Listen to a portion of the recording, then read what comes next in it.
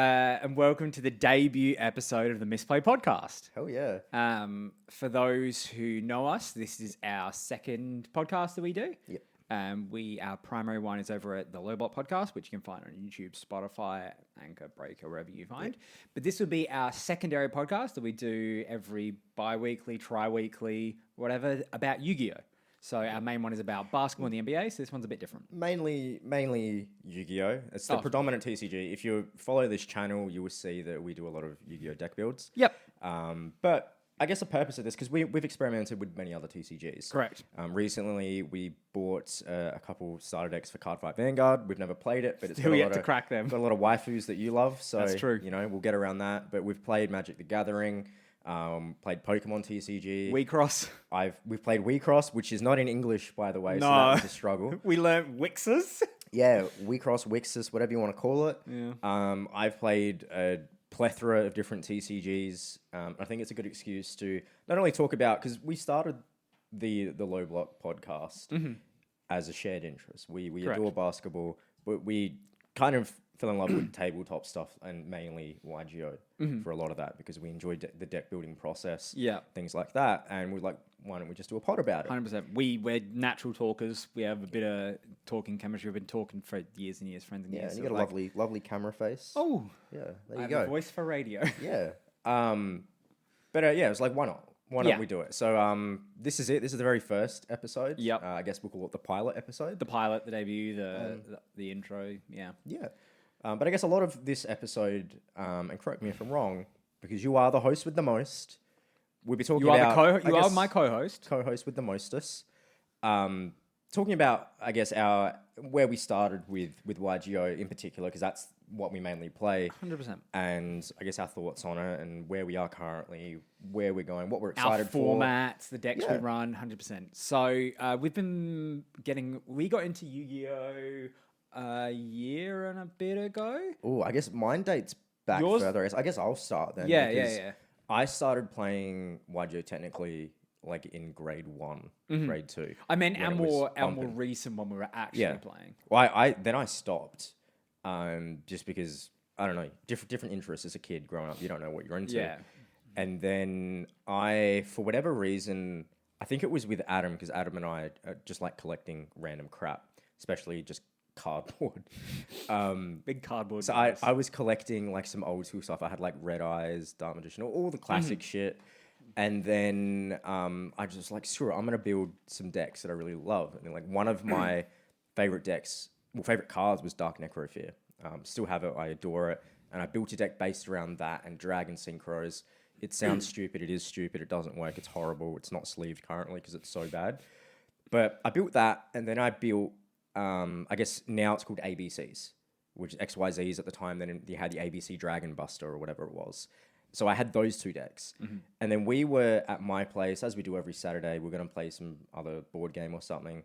And we're waiting on Adam, and then we got the decks out. Adam takes his extraordinarily long shower. Yep. We were waiting for Adam to go get food, maybe. And I'm like, what the fuck are we going to do for the next 45 minutes? So I played my Necrofear deck, the one that doesn't make any sense. You played XYZ/ABC. Yeah. And it kind of went from there. Yeah, and like I hadn't played Yu-Gi-Oh since like 2012, and even then I very like dabbled in it. Yeah, and it was more just like I have no real interest in this, but like we'll just kill the time. And then here we are, over a year later, year and a half later. Yeah, and we're still playing.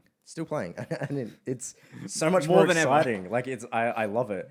And your very first deck that you built was Ghost Trick, right? Yes, I played Ghost Tricks back in like 2012. Ghost Tricks and Ice Barriers. We'll go back to that eventually.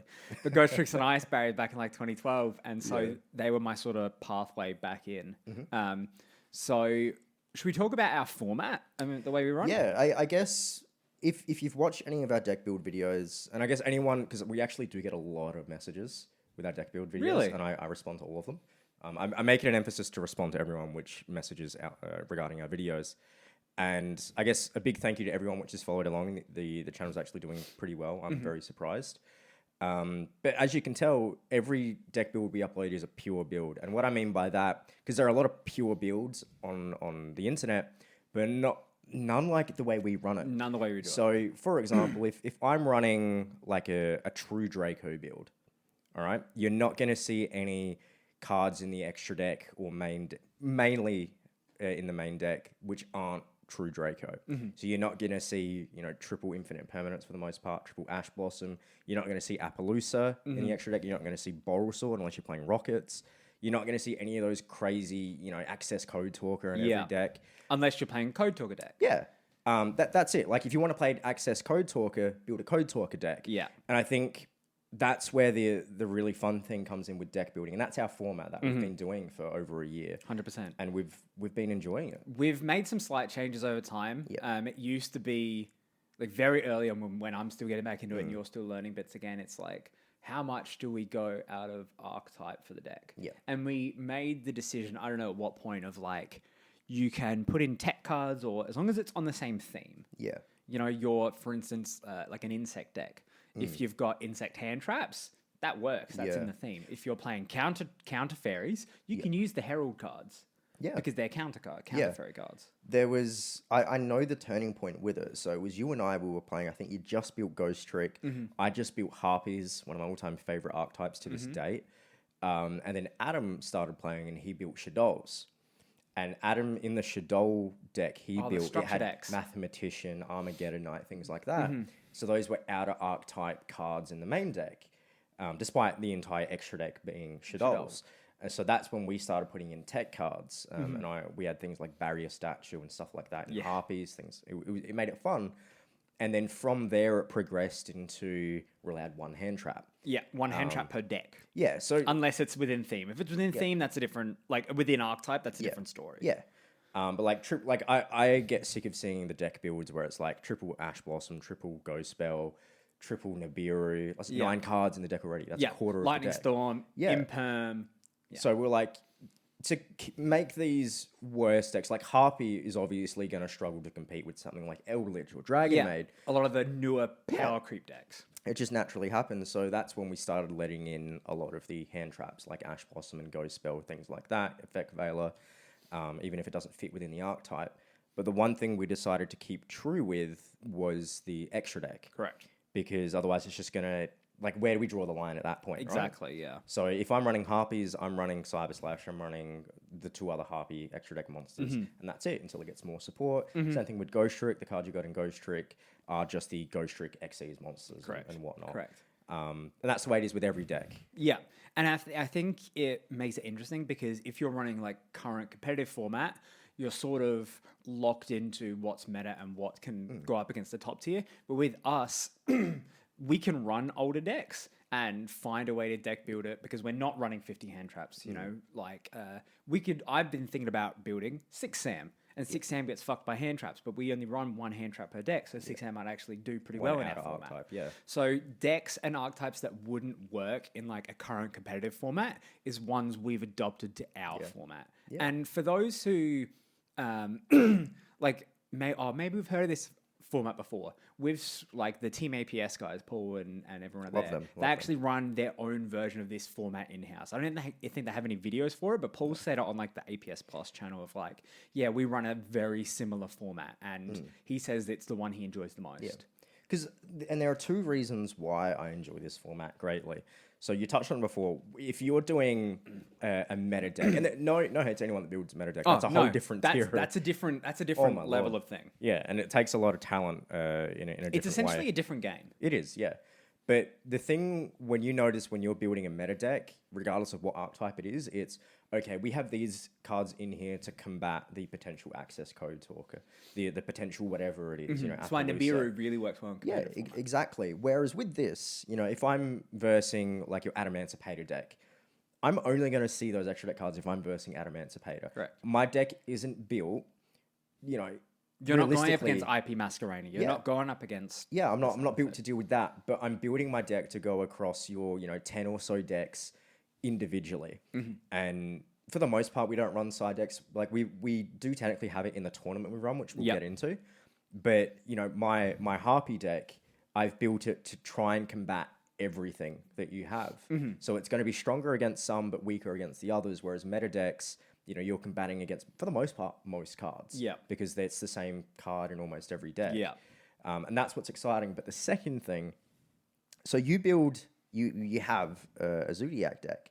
Correct. Now, Zodiac Mummy's banned. So the Zodiac is work in progress currently. Work in progress. But the great thing about this, where it's not so meta reliant, you can run one copy of a banned card if it's in archetype. And it's also a case by case basis. We're not saying, oh, you run a Grazable Charity, but no. if there's like, so Dryden who got unbanned and then recently got rebanned, we're allowing one copy to make the archetype work. Because Dryden isn't a broken card.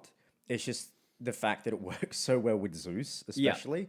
And then was it Utopic Future as well that came out after that? It really just kind of like, no, Dryden's too good That's at just this too point. turbo, too insane. But we don't run Zeus in the extra deck. We don't run Utopic Future in the extra deck. If you can find an Olympic god deck, like with Hercules, I'd allow Zeus because Zeus is the name. yeah.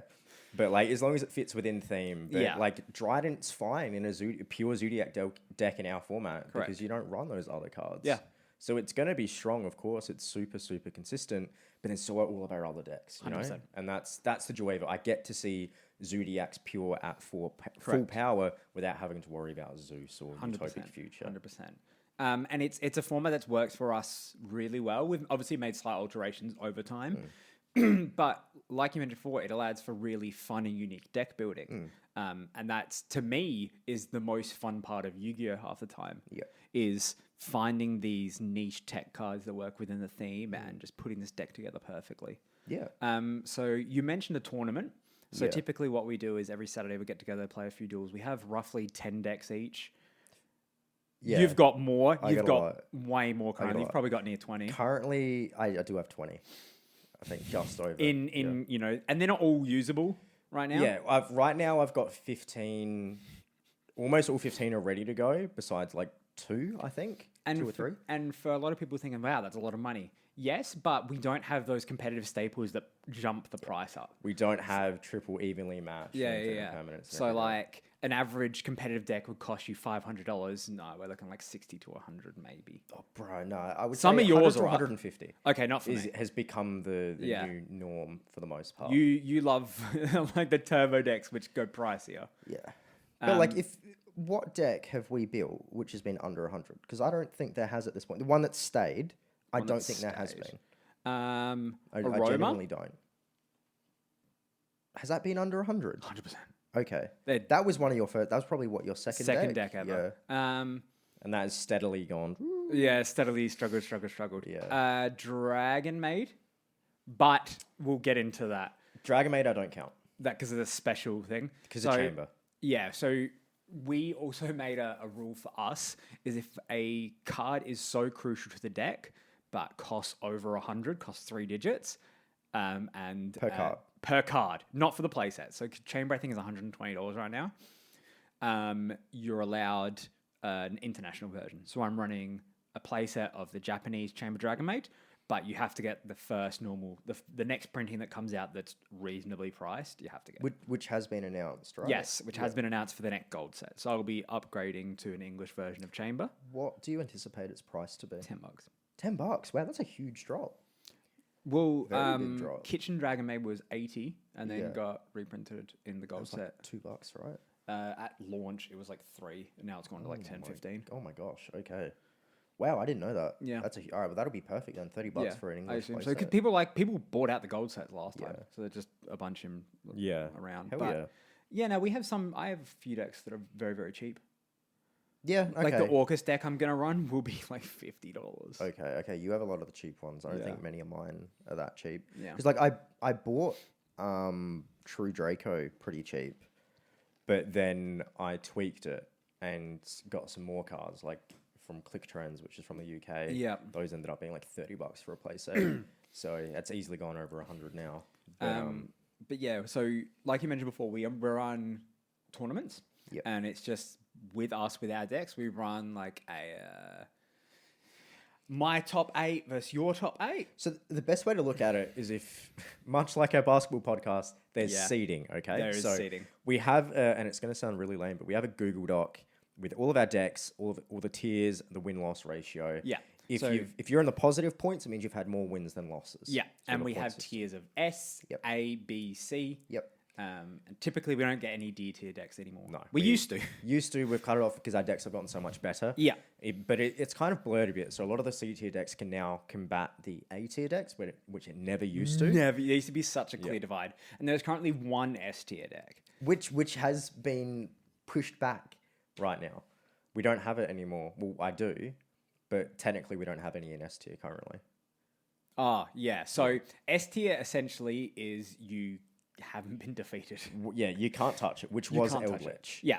And that got taken out. That was the first S tier deck. First S tier deck might be one of the only for quite a while. I think Virtual World should be up there. No, because Virtual World has been, and I adore Virtual World, the most consistent deck I've ever owned. Yeah. It's so fun, and it has so many different ways to get out of a tricky situation just off like 1 or 2 cards. I love it.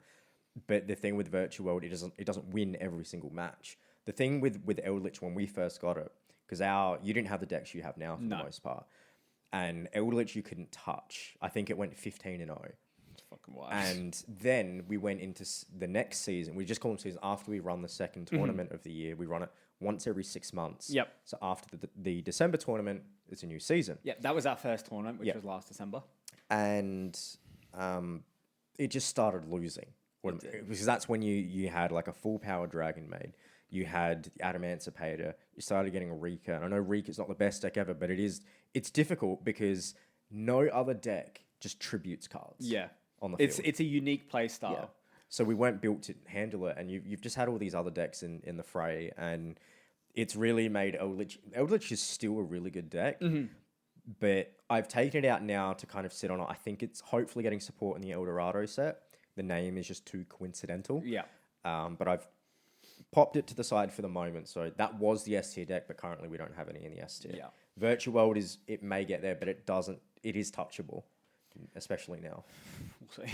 But yeah, we essentially run a tournament every 6 months, and winner, they become the MVP for that season. And they, Josh, you won the past 2 with Eldritch in the first one, Back-to-back Virtual World champion. being the 2 MVPs, and you got a little belt. Oh, yeah. I bought a little toy wrestling belt that Josh has held on to. You hold on to that belt for 6 months, you're the champ. I'll be holding on to it for a few more years. We'll see coming up December. Sorry. So we essentially run sets and tiers leading up to the tournament. So there's a bit of stakes. The one other thing which we do run in our format, regardless of if it's a tournament or not, and I for the life of me do not understand why this is not part of YuGiOh as a whole. I know. Mulligans! Why can you not mulligan? Every other So, TCG you're allowed a mulligan. We allow 1 mulligan per set. Yep. Per set. For those who don't know what a mulligan is, it's you draw essentially a dud hand, you draw a handful of bricks, you're like, okay, mulligan. And that's I'm your gonna mulligan for the set. reshuffle and draw. Yep. And it just helps. It helps, because it's just casually competitive. That's what we want. We don't want to have to be forced to play shitty hand. And I know a lot of it. And if you get a shit hand, you mulligan, you get a shit hand. That's Too it. bad. Too bad. Build your deck better. So, because where it gets interesting with the mulligan is if I have an okay hand, I'm not going to get my full board that I want to end on, but I can get something okay that may be okay for the next turn. It's like, do I mulligan or not? Yeah. Because I might get a worse hand. And do you mulligan on game 1? Yeah. Do you lose game 1 and do you mulligan game 2? Or do you save it for the third if you can make it there? It's a whole nother level. I adore our format. I feel like, you know, when there's always like a meta in everything and everyone's like, we like where this is at the moment, or this could be changed. I like the previous meta. I love where our meta is at right now. Yeah, 100%. Wholeheartedly. Yeah. It's just, I like the mulligan. I like how we've done with the pure builds and what we've allowed in. I love our tournament format. Oh yeah, so touching on the tournament format. So it's much like NBA where you've got your 8 seed, 1 through 8, and your 1 through 8 in the next conference. My conference is my top 4 decks. Your conference is your top 4 decks. So generally A through B tier, generally. Same with mine. And it used to be very clear cut of these are the top 4, these are very clearly the bottom 4. Yep. Now it's blended, which is so fun. Yeah, it makes things very interesting because I remember the first tournament where my decks were a joke. You had insects and your boss monster was metamorphized insect queen. Correct. And this was insects I hated all the insect archetypes, so I made a general insect deck. Yep. Was it runnable? Not really. No, it wasn't. Did I use it? Yes. That was our last D tier deck we ever had. and I've stuck with it, and it's gotten support. But that's something we'll get into Scary now. later. Scary. Now. What I want to get into a little bit is the decks we run currently. Yeah. So do you want to bring up the Google Doc on your phone? I'm not going to be able to do that because I'm retarded. That's fine. I'll just do it. So yeah, I want to get into the decks we run currently because, like I know I them off the mentioned, top of my head. The ones I run. I've got around 10. You've got around 10 working ones. Yeah, right? easily 10 that I can run. So I just want to go through and talk about where we're at. Maybe some of the decks we've moved off in the past that have influenced where we are now. Go through yours, and I'll talk about mine. 100%. So let me just Or do you bring want me to talk about mine right now? No. I can. I'll bring up mine. All right, So, oh, that didn't load. I feel like I should have spoke about That's mine. fine. You go. You start with yours, my friend. All right. So, ones I'm currently running. My favorite deck is Sky Striker. I adore it. I'm very happy that Engage got unbanned. That's amazing.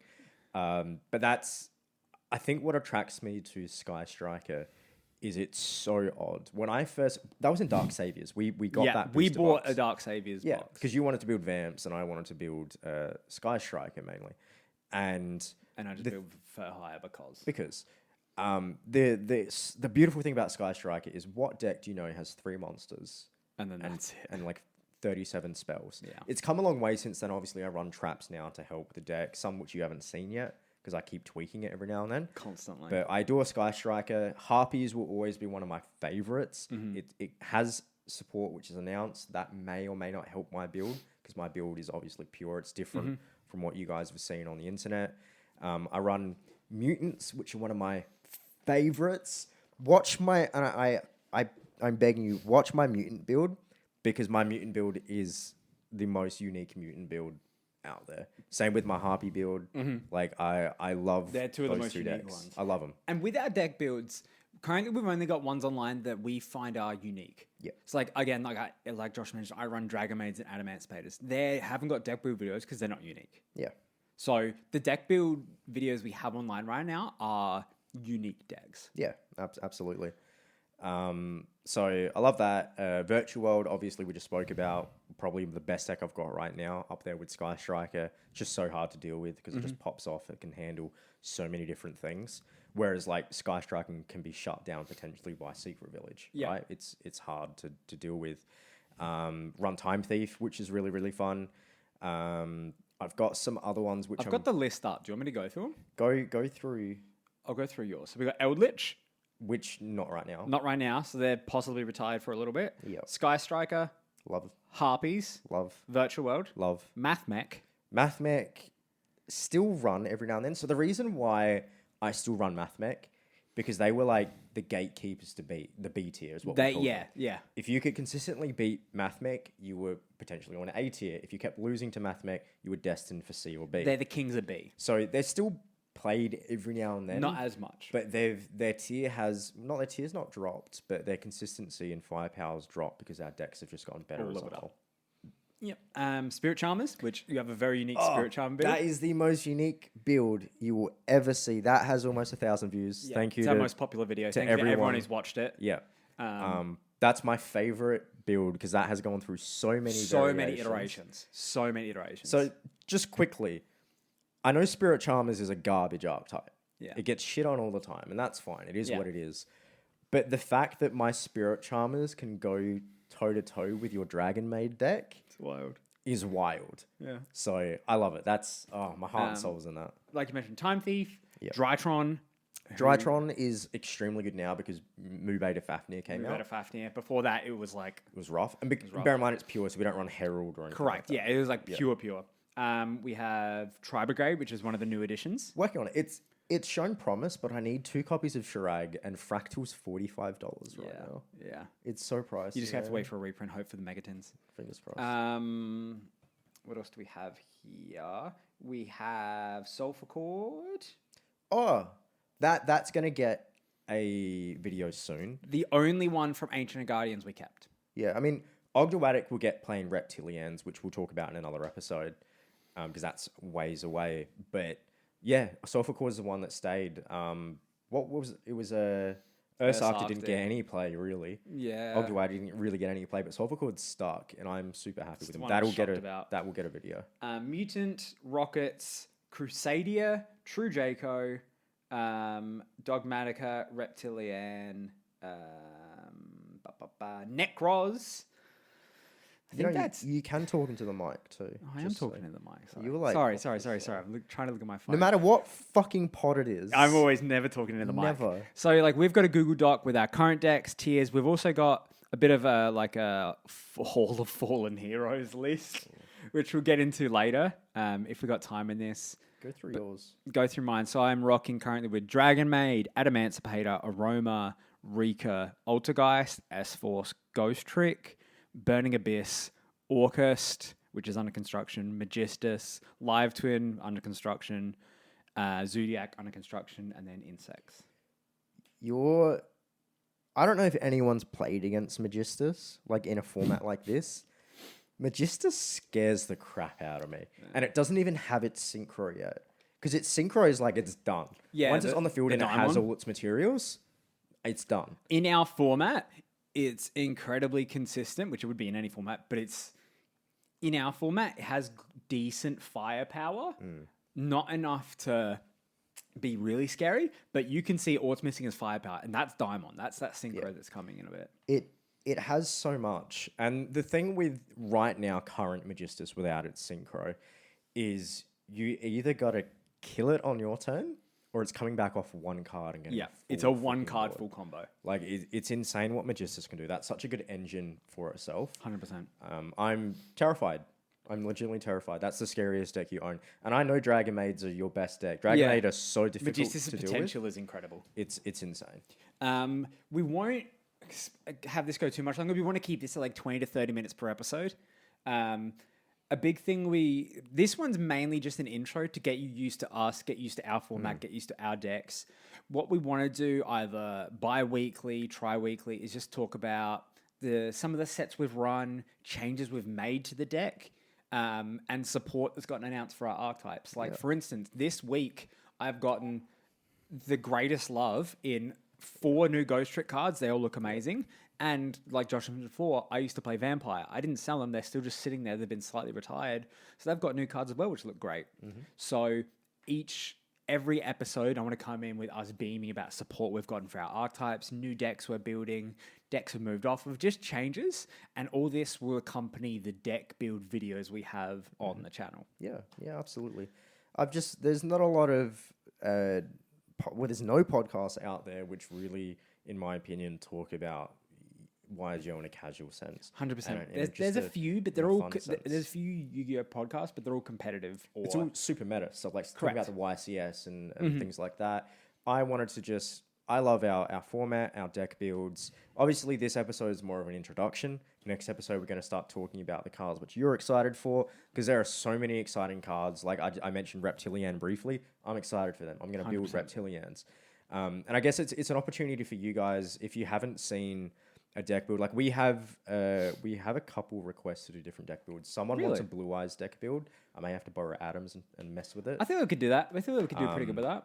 Yeah, and then someone did mention as well on the Spirit Charmer deck video, they're like, how about you do a similar build but try and go a bit out of archetype and see how strong you can make it? It's crossed my mind as well. Obviously, it won't work in our format, but it's also interesting, like, how strong can we take it? And I guess something which we may potentially be starting soon as well as another, just a fun thing, because we love messing around with this card game, is trying to like get a deck core for as cheap as we can get it. So I bought appliances, every single card in that archetype, a play set for $10. And I was like, it's too good to pass $10 up. Australian. Yeah, it's super, super cheap. And I bought it not thinking anything, and I was like, let's see how good we can make it. So potentially what we might be doing is sitting down, tweaking this deck, finding a freaking win condition, because I swear to God, this deck doesn't have a win condition if you're running it pure, and seeing if it can go through our tiers. Like, can it beat Rockets? Can it beat Dragon Maid? They can't, but let's see if they can. So yeah, we've had a thought of this series before, and you know, whether it goes well or not with not with Dragon Maid, with Appliance, if they can beat anything. But if people like it, maybe we do it for another archetype. Maybe we do it for some of our fallen archetypes. Warrock is one which keeps crossing my mind, because they get a lot of hate online, but it's a well-known deck. Yeah. And I would like to see how great we can make them, because I feel like there's potential there, but we've really got to sit down and give it a proper win condition. Yeah. Whereas I have more faith in Warrock than I do appliances. My issue with appliances is, and you know, it's not a podcast as I'm ranting a little, but why is there every single link one in there? Their link arrows point up. So you can't build a proper board unless you go into its link 2, but its link 2 sucks. I want to build a board and potentially FTK if possible, but you can't do it with its link. It's like they contradict each other, and can't use this card as link material to turn it as link summoned. Why? As a linked base deck. What? This came out years after Sky Striker, man. Sky Striker, you can plop fatty on fatty on fatty. But yeah, to get out Fat Elephant, I either put it in the link zone and be done with it, or I have to go into its link 2, use 2 materials. And another thing, 2 appliancer cards. I mean, not 2 appliancer cards. It's just they all require appliancer monster as material. So I can't cheat it. I can't cheat it out. You can't crack down it. It's, oh my God. So man. if you guys want to see that, or a similar style like gauntlet challenge where it can go fight our decks, because this is, if we build it, we'd both learn the deck. I'd play it one time, you'd play it one time. We'd go back and forth against both our style of decks. Let us know, like Josh said, if you have any requests for deck builds, either any of the ones we mentioned before or any archetype, because we love deck building. I love it. It's my favorite thing. It's our favorite thing to do. Yeah. And I think, honestly, we're pretty fucking good at it. Yeah, absolutely. Like the fact that we've been able to bring some hot garbage up to where it is right now. 100%. Spirit Charmers, for example. 100%. I think we're pretty damn good. Yeah, 100%. So let us know if you want to see any like requests, because we're 100% down to film more content. So yeah, absolutely. We're hitting half an hour, which is probably the rough length we want these podcasts to go. I guess the only videos you've got to look forward to, I think the next deck build I'm doing was likely going to be Crusadia. I think they're a super, super fun OTK deck, which I love the build I've done. It's very unique. Are you going to be working on anything?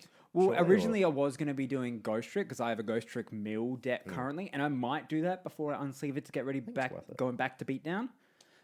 So we'll see. A lot of my decks are sort of under construction right now. I might do a Magistus one. Because the S-Force. I was going to do an S-Force one.